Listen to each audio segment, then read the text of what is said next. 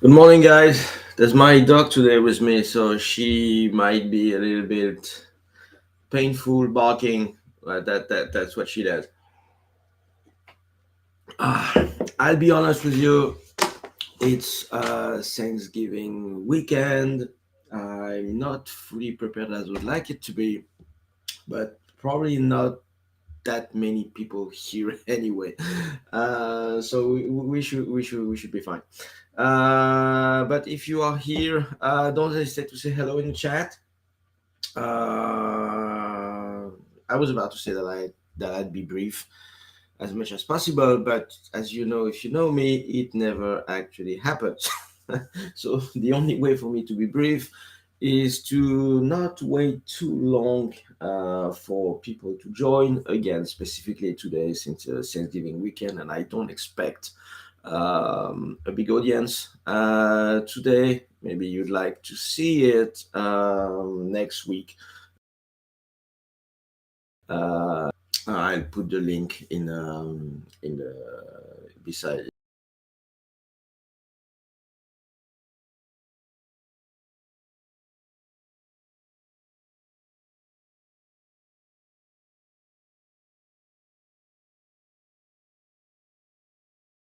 Already have issues with my connections, so again, that's a good incentive for me to be as fast and as brief as possible. So let's go. Um, Okay, so I mean, just a quick word. If you've not seen it, Notre Dame de Paris, after the catastrophe 5 years ago, it went up in flames, has been restored and be reopened again yesterday. At least not to the public, but for the officials. So you can see the full restoration, which is very nice. I've never seen it like this before. It's probably as close as it was when it was built. All the stones are white. It looks brand new, which is kind of disturbing, to be honest. Before it was much darker because of you know all the dust and the smoke coming from the candles and that kind of thing. So it was all very dark night. It's all very bright. It seems to give an impression of much bigger church than than it seems it was before. So it really looks beautiful. I'm eager to see, whatever you are a believer or not. For French people, Notre Dame de Paris is really a symbol of the country culturally. So I think it's very important. I was uh, really a sad day when it went in flames. We still probably never know why in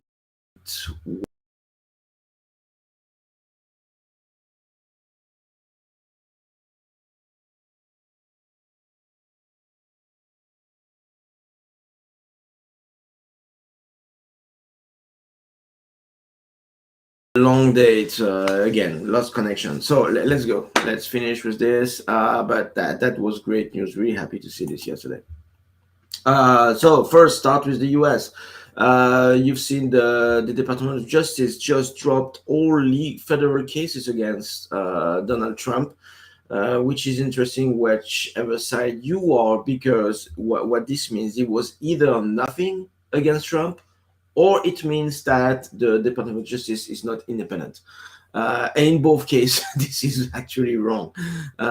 It's wrong if there was nothing to prosecute Trump in the first place, and it's wrong if the Department of Justice is not independent in the second place. So this just, if you had any idea, any concern about, a two-tier, multiple-tier justice system, I would say, there you have the proof. Last thing on the US, there were not that many news that captured my attention, except maybe again Pentagon report that was declassified about the F-35 jet, which is a really big uh, whole of money. We're just putting money into it, and it just doesn't work. I mean, all the report is listing all the issues with this jet, which is one of the most expensive weapon program in the US history.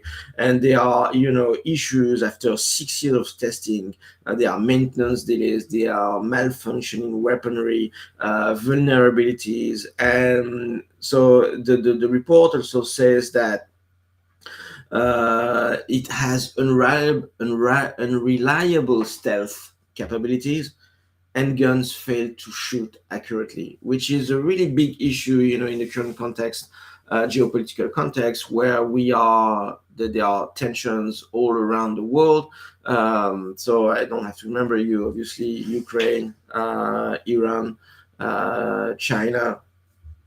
So basically, I mean, this puts some concerns about our ability to win a war, I would say.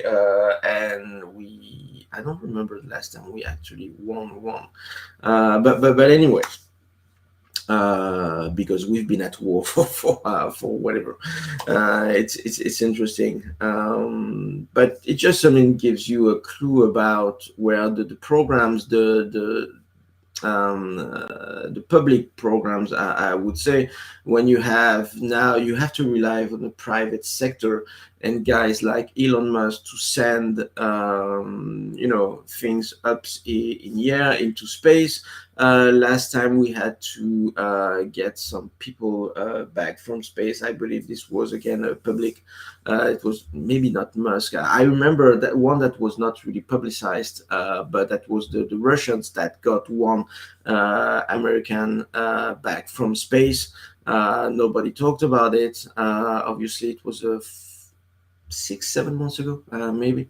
But otherwise, I mean, we still have. The public sector is the private sector is doing the job that is usually reserved to the public sector, and that's a really big issue. So will we see Elon Musk building fighter jet? I don't think so, but that would probably be much more efficient than what we have here. So next I think we can move on to the situation in Ukraine. So we've seen last week we had Ukraine using long range missiles inside Russia. We had the retaliation by Russia with the Oreshnik missile that we've talked about last week, and then again last Saturday, and I believe on Monday, Ukraine launched two new attacks, which was actually quite limited success, I would say, because the attack, the US, the American ATACMS missiles, well, the first strike, only 3 out of 7, I believe, reached the target. No, 2 out of 5 reached the target on the first strike, and on the second strike, only one hit its target. So it seems to be quite inefficient at the time. It will not help the Ukrainians, and at a time that we see the Russians advancing quite significantly on the Eastern Front, it stays, again, I mean, it stays pretty limited advance, because since the war has moved to a drone war, this actually prevents large gathering of troops and massive attacks. So the progress is only made by very small, limited gains that they are trying to accumulate. The thing is that the Russians are progressing, and we didn't see any progression from the Ukrainian side for months, for many months. I think the last incursion was in the Kursk region in Russia. They are retreating as well at this point in this region, and so this is what the situation is. And I believe that last week was a record gain for the Russian. against Ukraine. Again, this confirms kind of what I was saying last week, is that the use of long range missiles is because and the agreement to use that is because Ukraine is having a lot of difficulties to fight. They are struggling on the battlefield, and it was probably one way to try to avoid any kind of military collapse on the Ukrainian side. And just to reiterate basically what I'm saying now on every week, the US urged again Ukraine to lower the fighting age, the conscription, to 18 because they are short of fighter. Well, the U.S. says that it could change the course of the conflict. There's nothing sure about that, but at least when you fight a war, you need fighters, and again, the U.S. huge because they want to keep that war going on as long as possible, especially before Trump takes office. And the use of long range missile was probably as well a way to capture Trump into having to fight this war longer. So yeah, this is where we are now. The situation is not good. I think this was I have some report here. It was confirmed by some Ukrainian generals that specifically said to the Financial Times, so not a Russian propaganda outlet. So Kuleba, his name is, he says that we will lose the war if this continues. We lack the means to change the trajectory of events. So you cannot be much clearer than that. Again, it's from an Ukrainian source. I don't know if this guy will stay very long in position, just because usually when military guys are speaking like this, they are removed pretty rapidly. Um, what else? A very important one. I talk about drones, that how drones have reshaped the war. But on top of that, NATO is considering preemptive strikes against Russia, according to the Admiral Rob Bauer, who is the one of the guys in charge in NATO. They are considering precision strikes on Russian territory. I mean, it's another form of escalating rhetoric at this point. The same guy also wants businesses to prepare for wartime scenario, and to huge businesses to restructure their production and supply chains for war conditions. Obviously, again, citing threats coming from China and Russia. It's interesting. This time he associated China to the situation. The New York Times even reported that Western officials proposed that Biden could send nuclear weapons to Ukraine, which is obviously the ultimate red line for Putin. Putin declared that he will do whatever is necessary to prevent Ukraine to have any nuclear weapon. So, I mean, if that would happen, that would obviously the kind of if not maybe I would say the official start of World War III, because the war would definitely escalate from there. What else can I say about this? So Trump has nominated a guy, Keith Kellogg, for special envoy for Ukraine and Russia. I believe that this guy was a neocon, so I don't know exactly what this means. But it is what it is at this time. At the time that, as you've seen, in the little box at the bottom, you can see that Britain and France are not ruling out sending troops to Ukraine.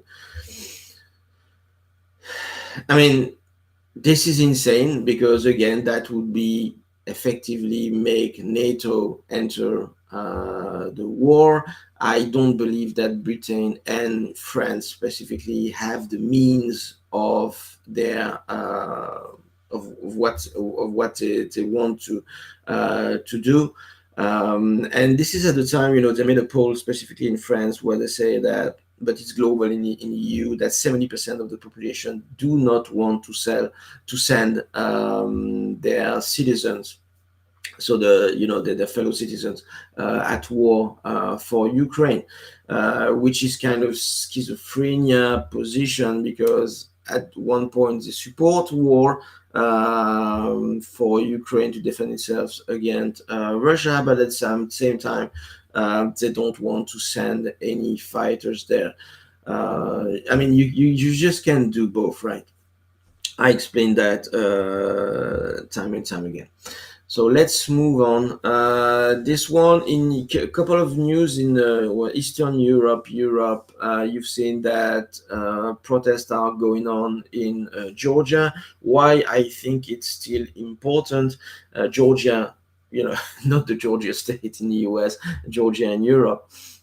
They had election between one pro-European side and another pro-Russian side. The pro-Russian side won the election, and then same thing happens as it happened in Ukraine. The Europe does not recognize the results of the election.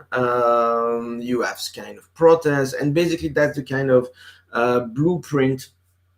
I would say Ukrainian blueprint used in Georgia to try to topple the current parliament that is pro-Russian at this time. And so you start having violent protests in Georgia, in Tbilisi, capital. So we'll see what happens, but it looks to be really same situation that we had in 2014 in Ukraine. Other thing in Europe, important in the context of geopolitics and Ukraine as well, that the AfD, which is a German party considered right or far right, that is making a lot of progress in every election in Germany, specifically considering the issues with immigration that they have at this time. So they made a manifesto, and they declared that they actually want to leave the European Union. I made a post, it was yesterday, on LinkedIn, that was saying that basically Europe is dying, literally, because the birth rate is collapsing at this time, and economically, I've explained that many times as well. Germany cuts itself from the cheap Russian energy, which collapsed its industry. France has huge debt. Now the France yields for its debt is the same as Greece. So France is the new Greece at this time. So they need to pass a budget in the parliament to increase taxes, which will, and there's a risk at this time that the current government will be ousted by a vote in a parliament, which again, I mean, you have all these parts pulling away in Europe. Europe, this is a totally artificial construction where when everything goes well, fine, but when you have real problems, then everyone seems to be drifting apart. And to me that makes sense. I never thought that Europe would be long-term construction. Anyway, what can I say about more in Europe for once? Yes, you have the little, president of Senegal at the bottom. Why do I put this? Because the West and Western Europe in particular, and France specifically, is getting ousted from from its historical, I would say, and colonial position is in Africa. So the president of Senegal just asked France to remove all its military bases that it had in Senegal, which was a French former colony. Niger had done the same before. There was another country, Chad, had done the same, and now Senegal is doing the same as well. So you see the West losing influence, historical influence in Africa, and at the same time, the Niger Minister of National Defense has officially received some military equipment in Russia. So the balance of power in the world is shifting, or rebalancing, I would say, from the west to the east.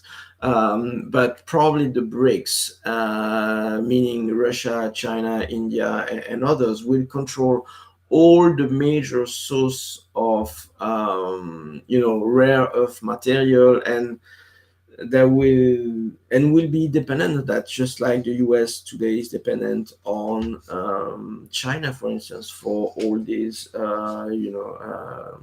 electronics and all that kind of equipment. Okay, I mean, in the Middle East, I don't think there was. Yeah, I mean, the major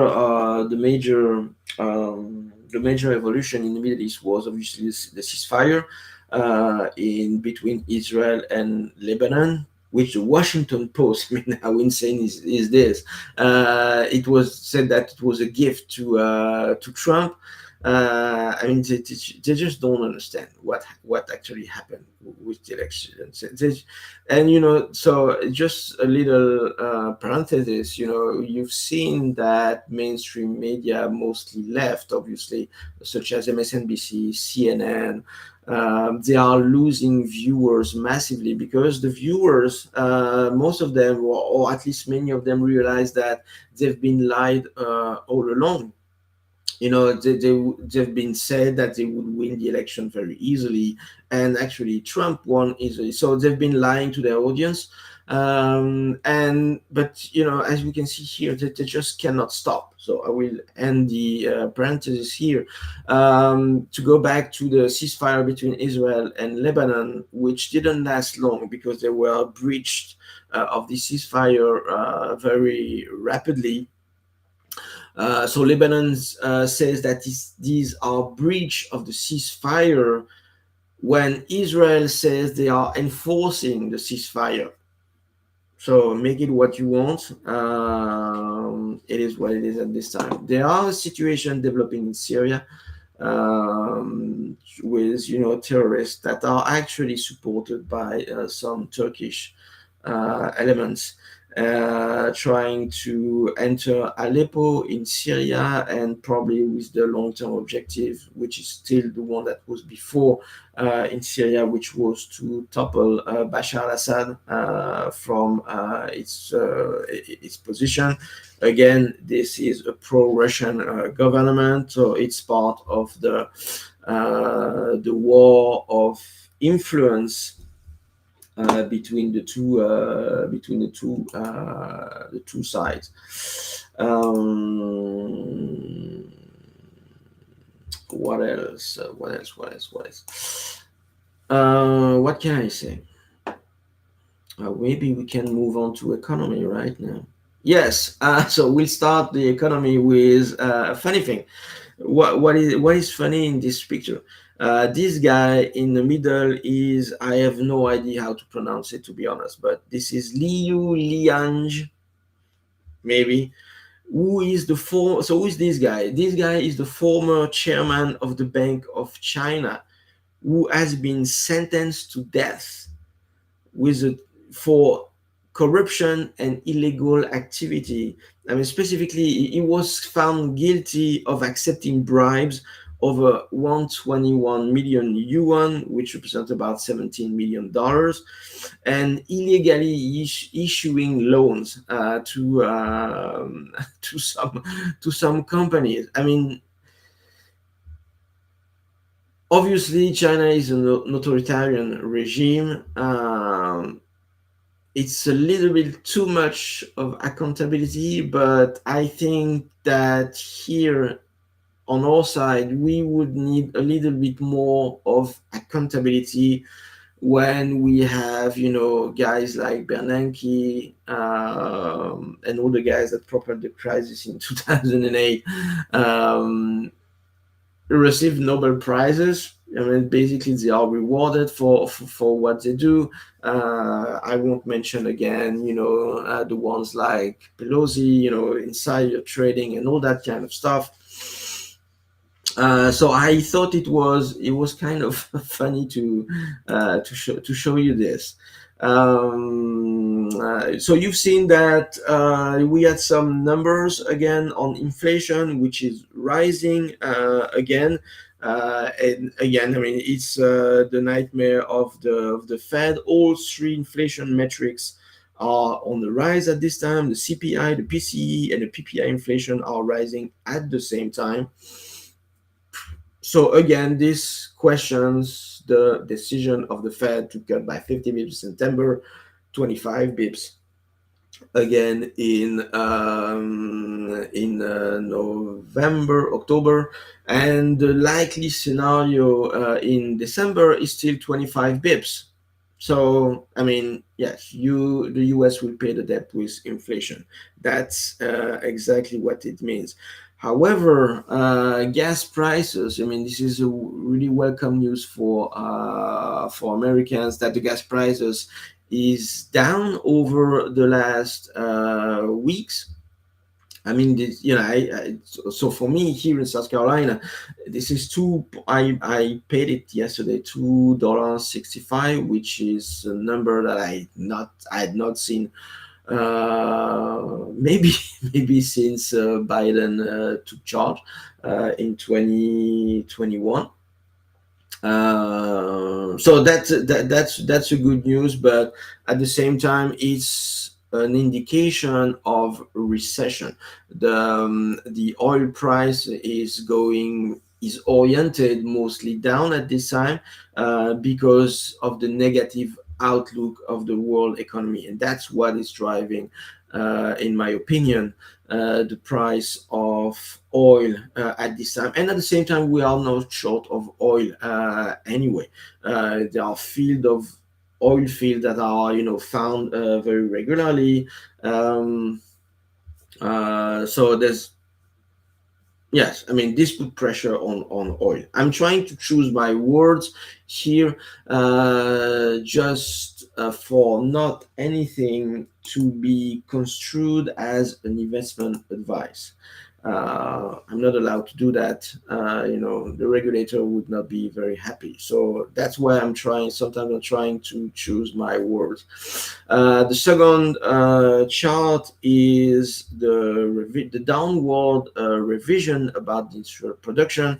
You've seen that for the last year, maybe they tried to propel it up for the election, and you see that the downwards revision are systematically on the negative side, which means that we've been lied all along. But if you follow me, you knew that already. I want to say a quick word about tariffs. Why? Because we had some.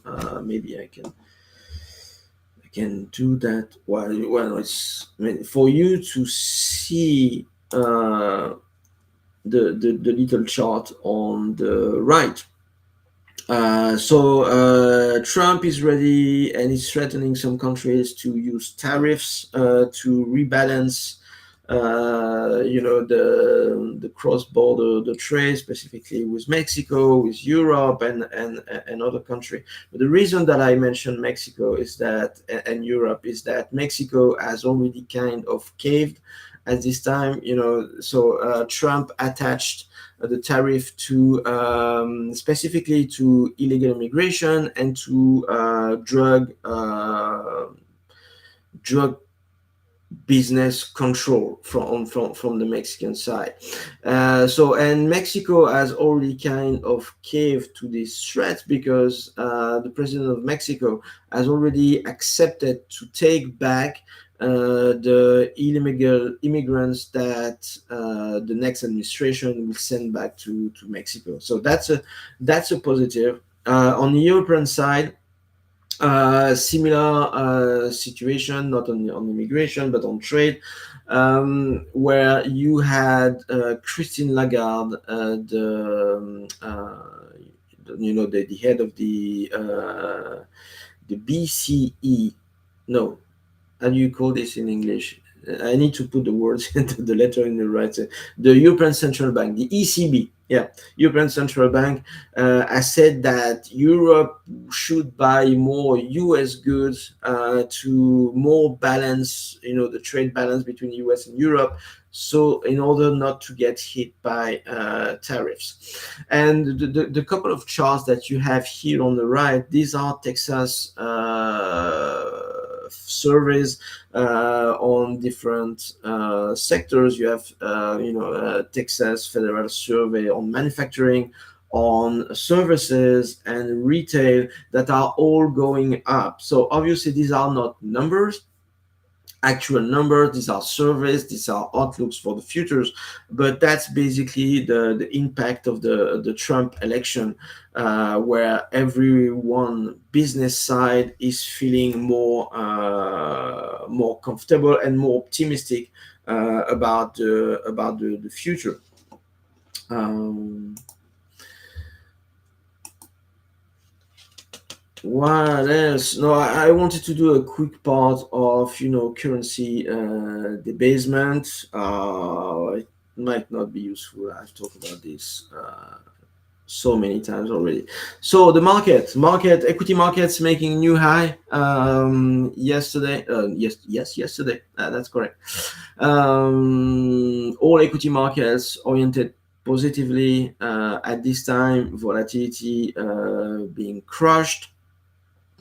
What else can we say about this week? We had, so we had a couple of guys mentioning coffee. Coffee rose about 6-7% last week. And I don't have it here, but if you look at the coffee chart, it's really, I mean, this one is kind of interesting because it's really specific to a situation where you have volatility contracting for some time and then expanding and developing into a trend on the prices.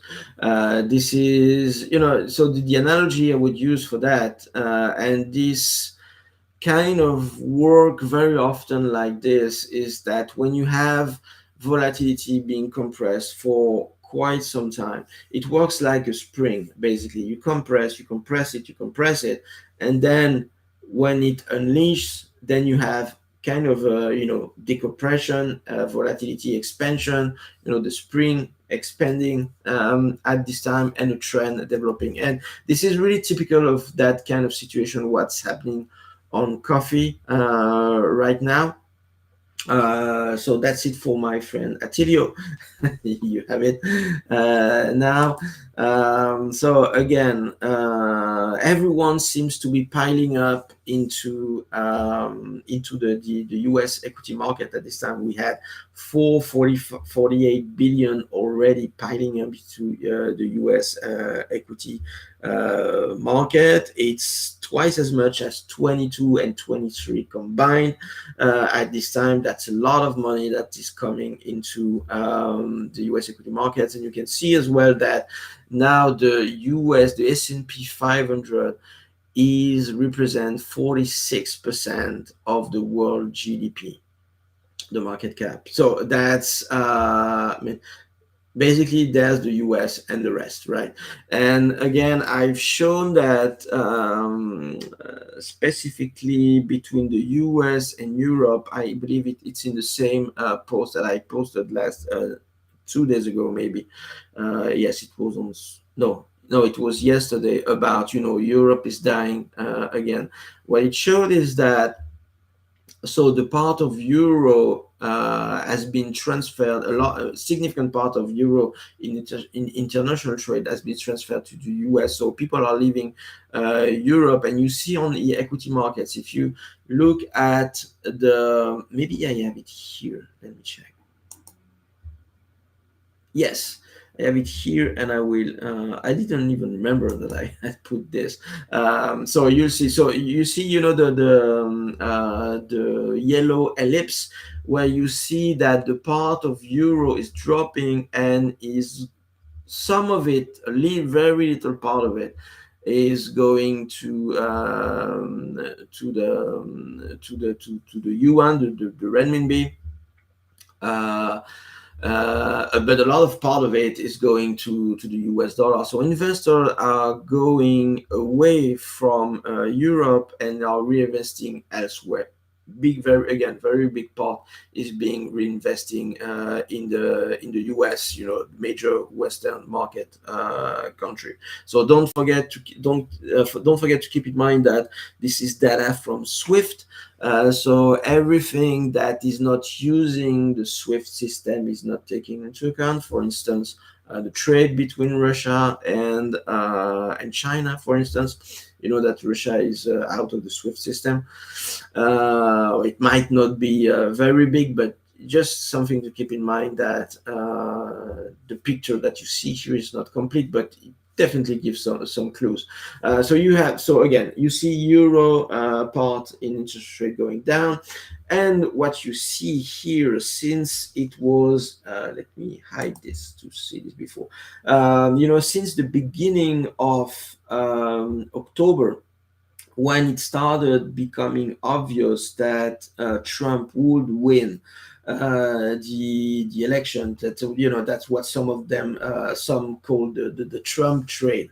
What happens is that this is EWG is the German stocks ETFs, and EWQ is the French stocks ETF. And since the more it was obvious that Trump would win, the more that European index lost ground against the S&P. Both are the spreads between the S&P and these ETFs. So you can see that both of them were negatively oriented against the S&P, and just collapsed at the time when Trump was elected. So this is where we are now. And this is why I was saying basically that Europe is dying, because they are engulfed in a huge debt problem.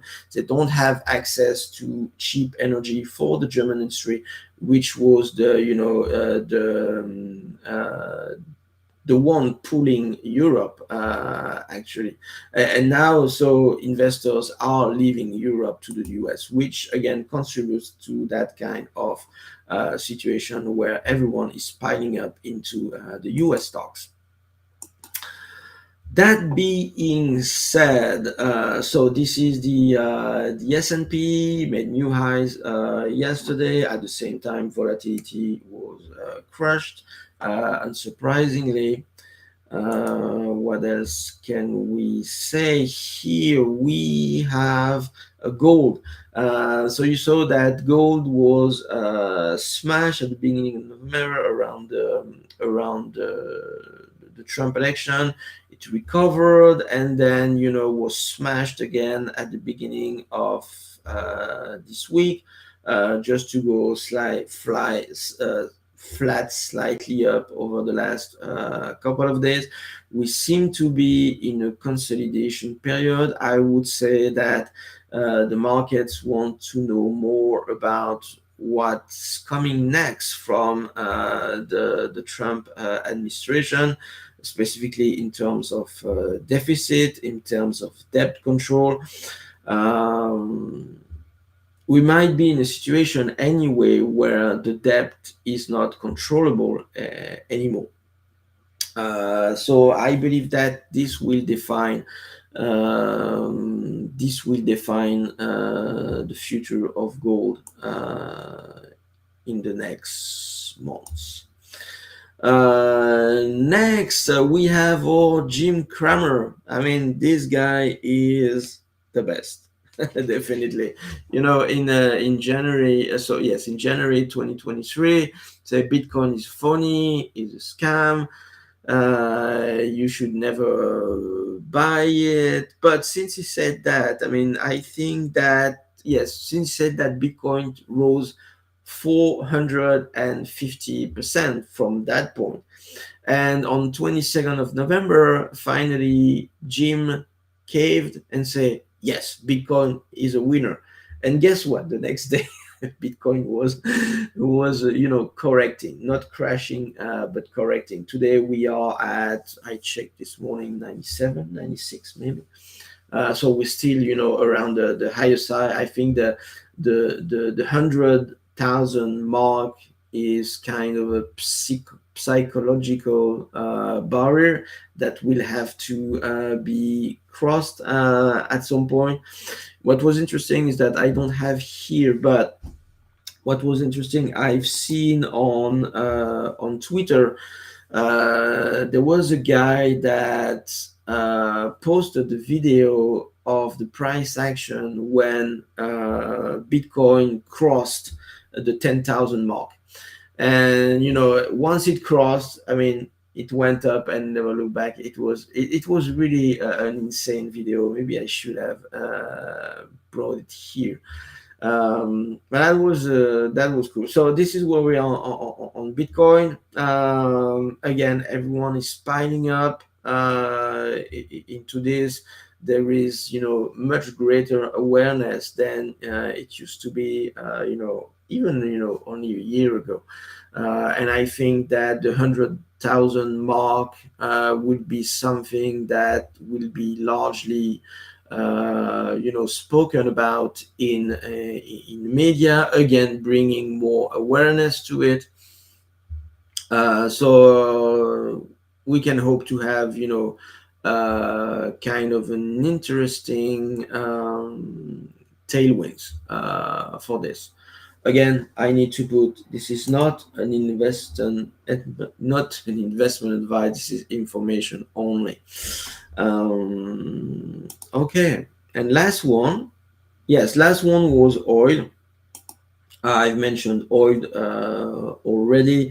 This is, again, I was puzzled recently, and I mentioned it last week, by Pierre Durand coming back to oil, because he thinks that the conflict, the Middle East, the situation in the Middle East would put pressure on the upside for oil. This is not something that we see on the prices at this time. And like I said before, despite all the events that we've seen developing in the Middle East, at the haste of, the discussion, I would say the missile discussion between Iran and Israel, we didn't see oil spiking massively. So I'd like to know more about his rationale behind that, but behind this position. But this is not something that we see in the prices at this time. Okay, so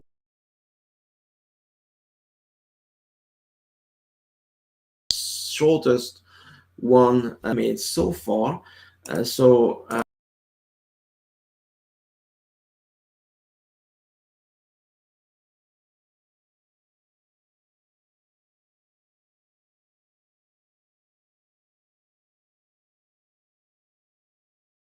I could not even do my conclusion. Isn't that interesting?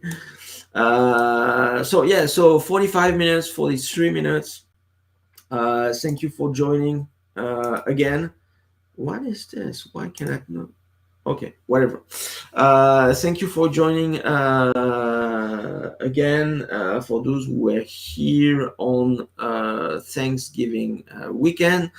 If not, you'll be able to see it in a video later on LinkedIn or YouTube. Again, I'll post the link in a comment.